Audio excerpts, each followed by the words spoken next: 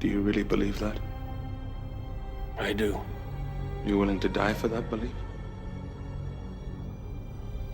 I am.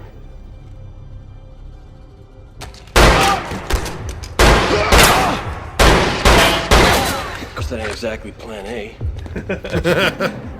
It's never plan A. Yeah, he great. will die, but he's still the guy who's going to do whatever he can to Yeah, live. I'm going to shoot you first. I mean, I don't want to die. Not an idiot.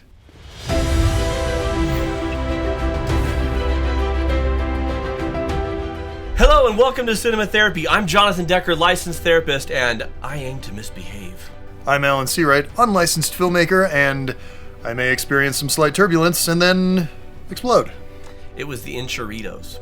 So today we are going to talk about Serenity. This is a big film for us.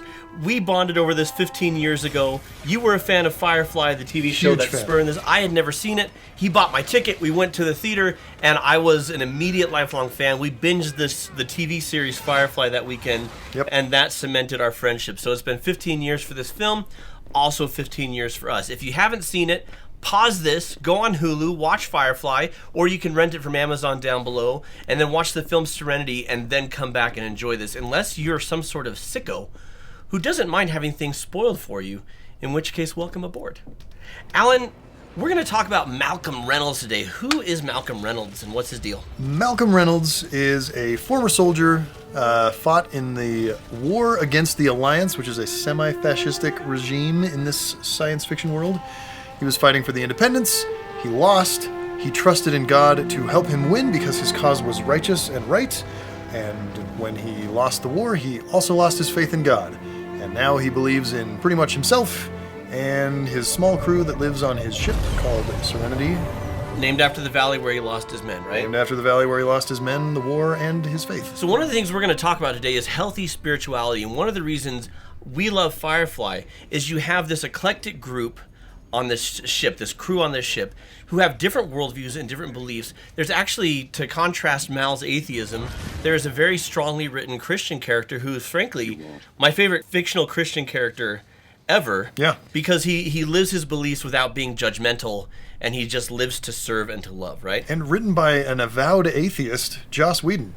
Because Firefly also explores the dark underbelly of faith, just like it explores the dark underbelly of disbelief. For Mal, he's sure. hopeless because he doesn't believe in anything. Right. But you also have on Firefly, you have some fanatics and you have some hypocrites, but then you have somebody who is an ideal example of walking that walk. Yeah. And it's very balanced. And the reason I bring this up is because spirituality looks different for different people. Absolutely. But what we boil it down to, at least for the purposes of this episode, is belief in something greater than yourself, right? And that's where I would modify, we're going to talk about spirituality, but what we mean by spirituality is, like you're saying, belief in something greater than yourself. It's not necessarily a religious thing or even a spirit thing. It can be for some people, but it doesn't always look like that. Yeah. But I know plenty of, atheist humanists who are deeply spiritual people, even though they do not believe in spirits of any kind. Mm-hmm. They just believe in others.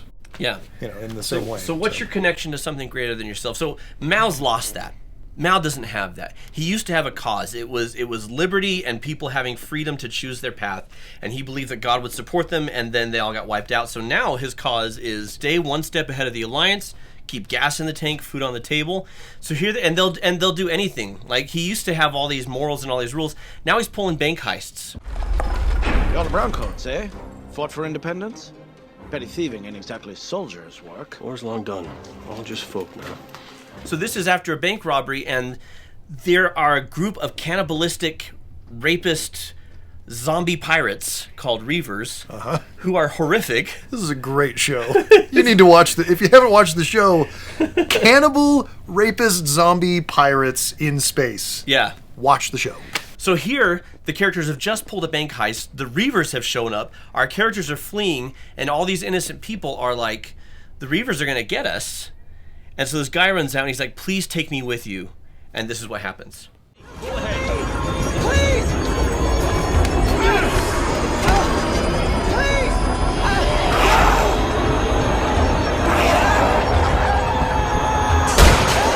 So that's not normally how your protagonist is going to act. That wasn't very heroic. Not Not great. Not great. Our protagonist denying a rescue Yeah. and shooting an innocent person, and he's actually acting in accord with this moral code. Now, Alan and I aren't terrible people. You actually have to see it in context. But here's the context. Mal's going to talk to Zoe, who was his first in command when they were served in the war together, and she's going to question the action that he just took. Like that man back in town? I had to shoot him. What the Reavers would have done to him before they killed I him? know. That was a piece of mercy. You could have tossed the payload. Tossed him. Zoe, I got bits falling off my ship. I got a crew. Ain't been paid. And oh yeah, powerful need to eat sometime this month. We're close to gone out here. It's just... in the time of war, we would have never left a man stranded. Maybe that's why we lost. He is beyond cynical and jaded right now. Yeah. Which is what happens during the hardest of times when we start to see the world as dog eat dog. He has completely lost his faith. That's why we lost. And I think I look at 2020, or I look at, frankly, any time, how often are we so concerned with our own survival that we can't make time or energy for the suffering of others because we got our own problems. And our morality and our integrity is often, well, I've got my spouse, I got my kids, my plate's full. So Mal here is going to visit with Shepherd Book, who's the Christian character we were talking about. And Alan and I almost never talk about this because it's not really relevant to the show.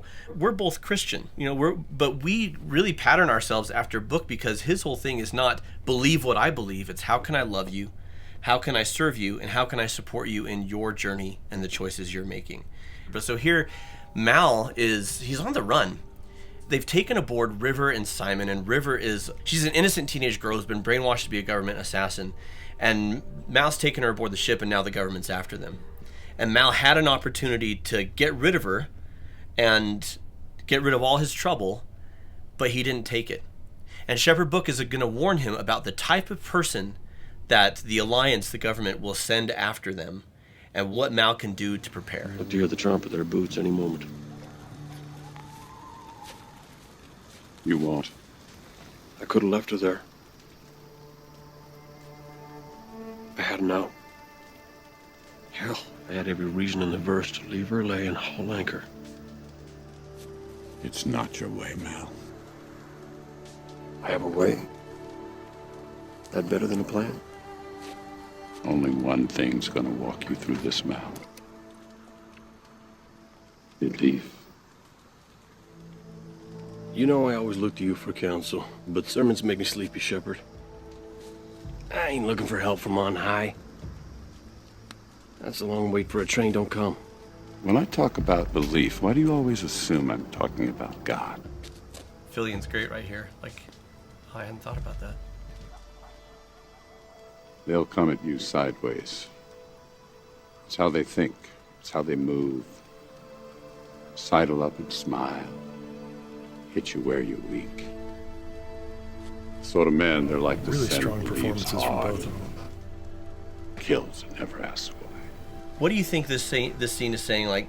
As far as what is Book trying to tell Mal about spirituality? There's a difference between zealotry and spirituality. Right. The difference is one is an uncompromising, unbending, and the other is supple, flexible, like I can roll with the punches. Right. Things can change and I can adapt to it.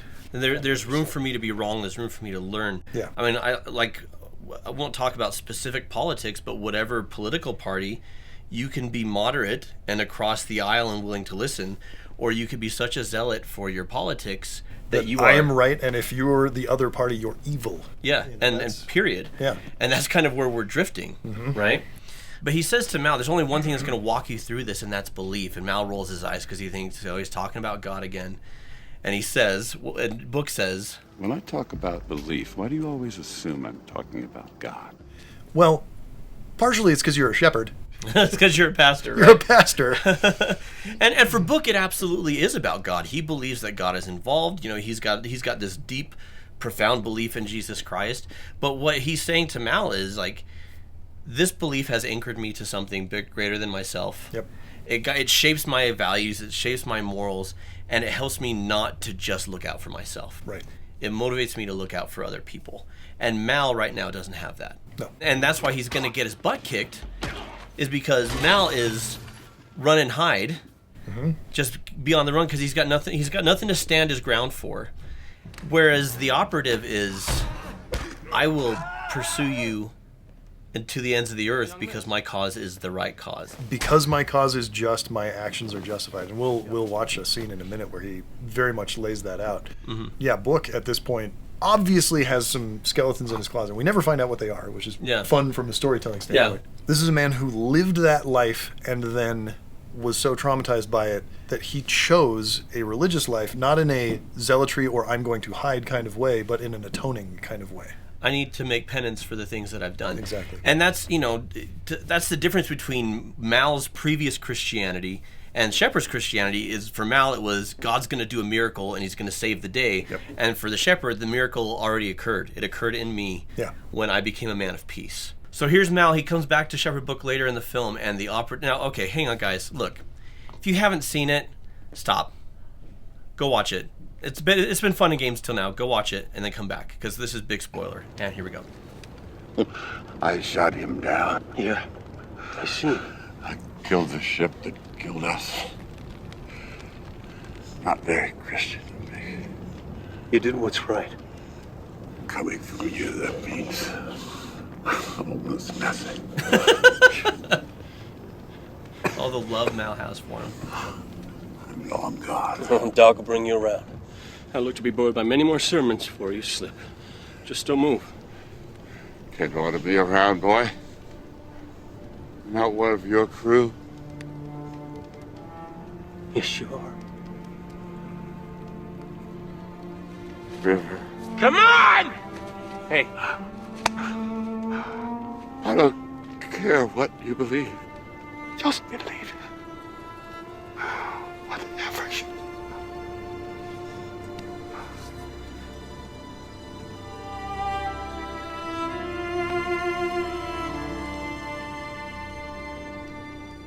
Book's advice, I don't care what you believe, just believe it. Why does it matter to Mal? And why does it matter to us? It's, I've read articles and things where people are saying, well, that's not really the way you should approach things. Like, just having a belief doesn't make you good. People believed in the Nazi party because everyone always goes to the Nazis. Don't just go to the Nazis.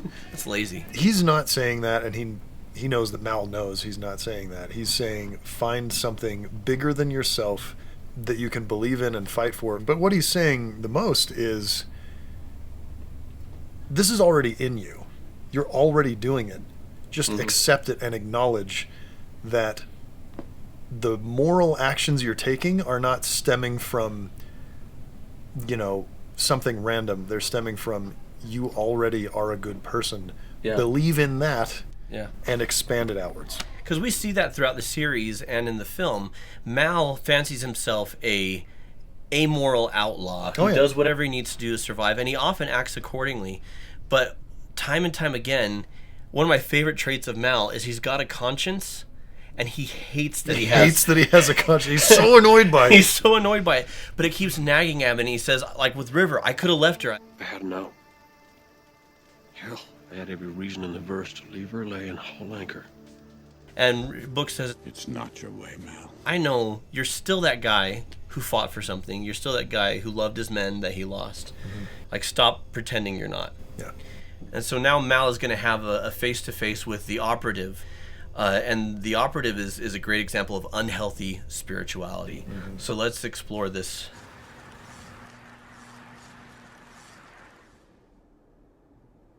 I'm sorry. If your quarry goes to ground, leave no ground to go to. You should have taken my offer. Or did you think none of this was your fault? I think that's truly scary about this is he opens by saying, I'm sorry. And I genuinely believe that he is sorry. He didn't want to kill all these people, but he is inflexible and incapable of thinking of another way to deal with the problem of, I need to get this girl. Right. And that is when people commit atrocities in the name of belief. Because very often the reason they believe in whatever they believe in is because it teaches them good values, it teaches them to be a good person, and so they think this must be true because it teaches me all these good things. But then they're so rigidly adherent to it that they're willing to do things that they know are deplorable for the greater good. The greater good. How can this be for the greater good? The greater good. Shut it! Yes. And so, can you rewind it just a spell? We're watching Serenity. Just again. a spell. Just a spell. Why? Do you even know why they sent you? It's not my place to ask. There's a zealot. I believe in something greater than myself. A better world. A world without sin. Keep talking. You're not getting a location trace off this wave. And every minute you keep River Tam from me, more people will die. You think I care? Of course you care. You're not a Reaver, Mal. You're a human man, and you will never understand how... I love that Book and now the operative are seeing Mal for who he is. Yeah. Even if Mal doesn't want to. Exactly. I don't think the operative sees Mal's compassion as a weakness.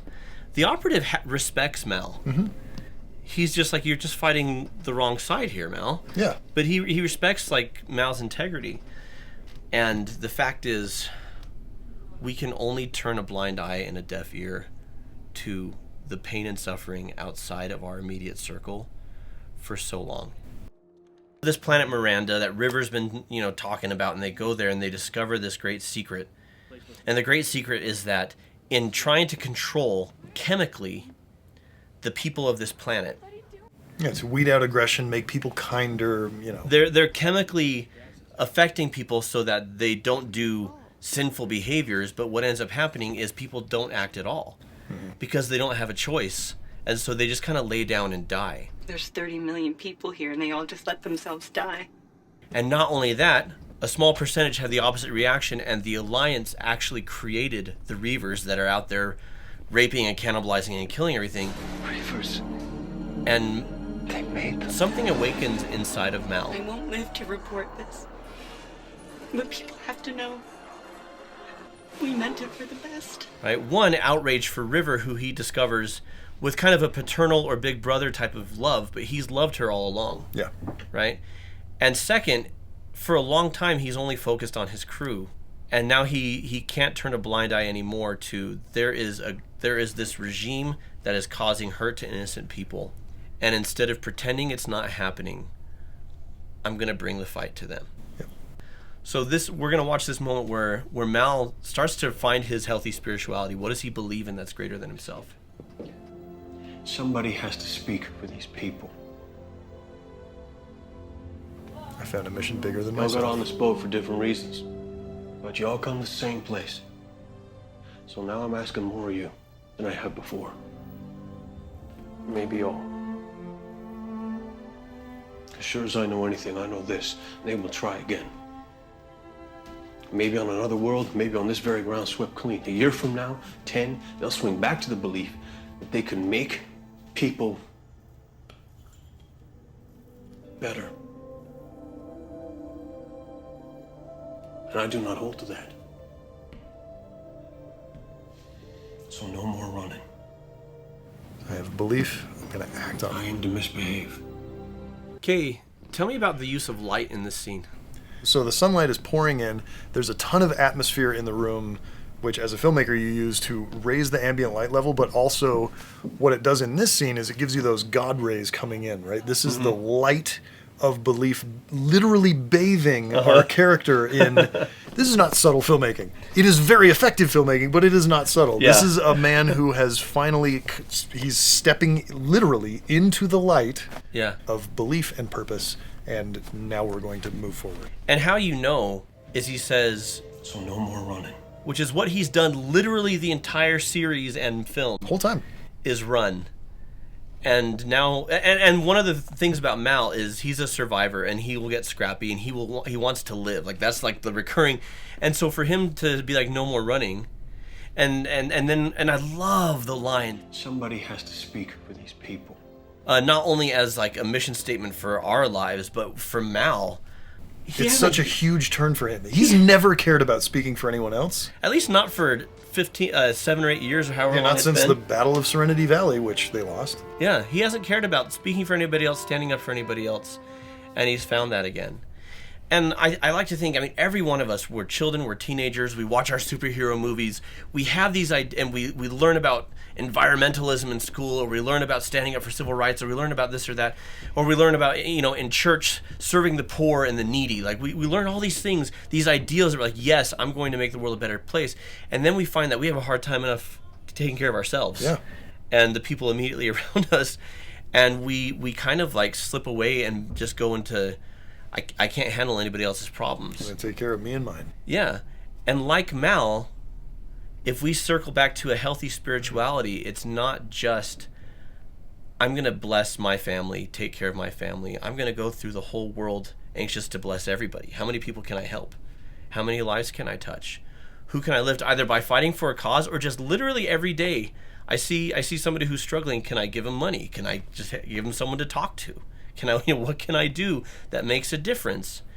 And then what ends up happening is we find that pure, centered version of ourselves that we started at, which is what Mal does here. And to where we get to this incredible moment where he's facing off with the operative, and he has his mission statement, which is, I know the secret.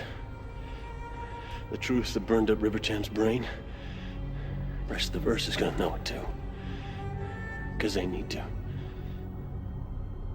Do you really believe that? I do.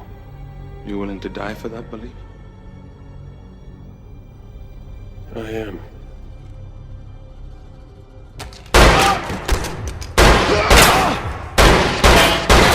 Because that ain't exactly plan A. It's never plan A. yeah. I mean, he's still Mal. I mean, that's character consistency. Like, he will die, but he's still the guy who's going to do whatever he can to live. I'm going to shoot you first. I mean, I don't want to die. Not an idiot. But he acts on that belief. He ends up getting the message out, and the operative, he makes the operative face. The operative doesn't question his higher ups. He doesn't question his belief system. He's just gonna believe in it wholeheartedly without questioning, and Mal makes him look at it. I'm gonna grant your greatest wish. I'm gonna show you a world without sin.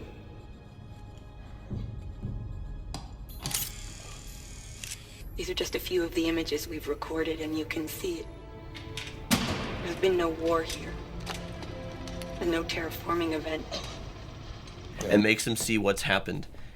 And we're going to see what happens with the operative, because Mal's beliefs are, I mean, his spirituality, you mentioned flexibility, right? There's room for doubt, there's room for learning, there's room for evolving and not just clinging to one way of doing things while still keeping your values in your center.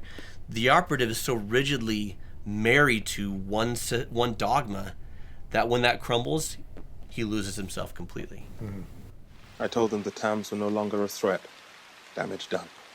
They might listen.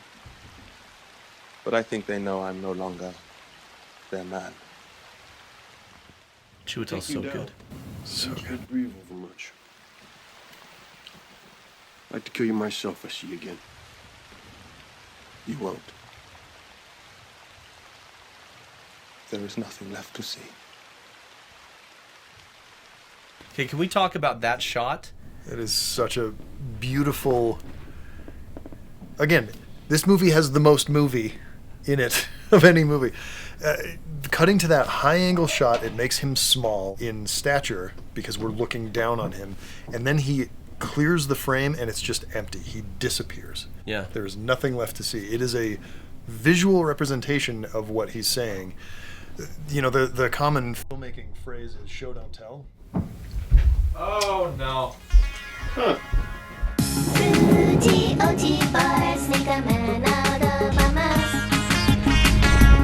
We won't live for you to see this episode, but we meant it for the best. We have to be quick. The Reavers are on their way. We had a power outage while filming, so power went out. So we're on emergency power, so we're going to wrap this thing up. So there's nothing left to see for the operative.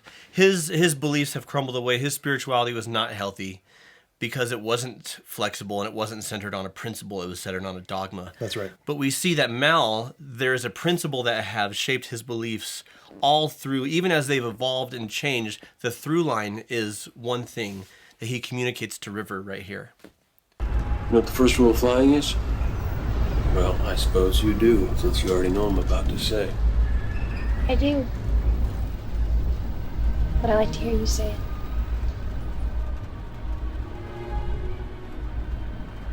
Love. You can learn all the math in the verse. If you take a boat in the air that you don't love, she'll shake you off just as sure as a turn in the world. Love keeps her in the air when she ought to fall down. Tells you she's hurting before she keens. Makes her home. You know, as hackneyed and cliche as it is to talk about love, it really is like the one thing that can unite, no matter what our belief systems are, no matter what our worldviews are, no matter what we consider ourselves attached to that is greater than us, we can all attach to love as something greater than us, right? Yep. And I love when he says, love keeps her in the air when she ought to fall down. Love is not the only thing you need, but love can sustain you when other things fail. Yeah. Well, I tell people that the Beatles were wrong. Love isn't all you need. You also need trust, right? Mm-hmm. And you also need reliability, and you also need kindness and forgiveness. But all those things are based in love and rooted in love. Healthy spirituality, being attached to something greater than yourself, that thing for all of us, whether you're Buddhist.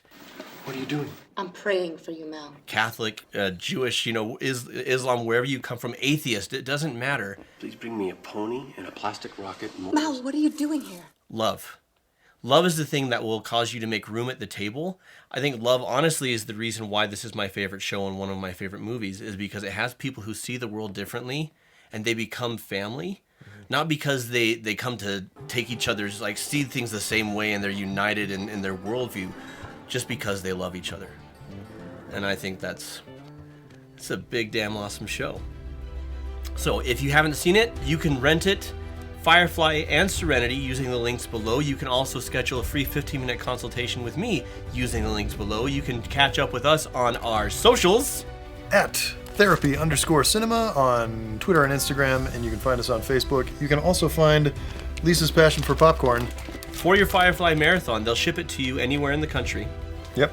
Gourmet popcorn. So until next time, I don't want to explode. Sure would have been nice to have some grenades, don't you think?